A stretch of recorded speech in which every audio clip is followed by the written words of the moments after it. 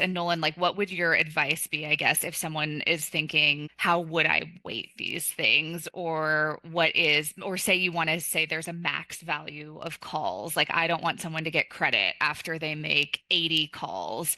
Like, what would you suggest that they kind of leverage to figure out those parameters? Yeah, certainly. And a lot of times it is off of kind of what you know from your organization, but generally the rule of thumb is the max values we oftentimes put on the lowest form of KPI, essentially. That is something I often recommend to all my customers because, again, after a certain amount of time, somebody could just be making pointless dials and not getting the point. So we oftentimes do that in terms of determining what to put a max value on. In terms of the amount, I've seen people sometimes double the call value for the day. So maybe that's kind of realistic. Like, hey, you doubled what we expect, which is still awesome. But then after a certain point, you know, I don't know what, forgot what the Yeah. definition is, but where it's like, okay, this is way too much. So I've seen people use double as a benchmark um, for the maximum.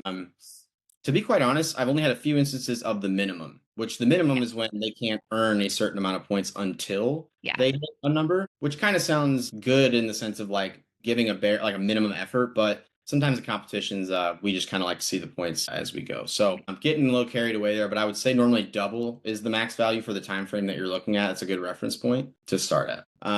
So yeah, and that kind of explains the minimum and maximum value there and what that is.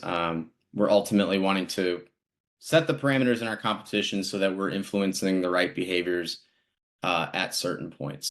Um, Again, I think this was a 2 hour call blitz. I'll say I think 250 calls is a good one.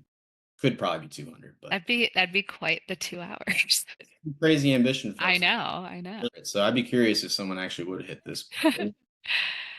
Um, cool. So then you get your metrics set up here. You're easily toggling the score, and then Ambition is going to do the math in the background.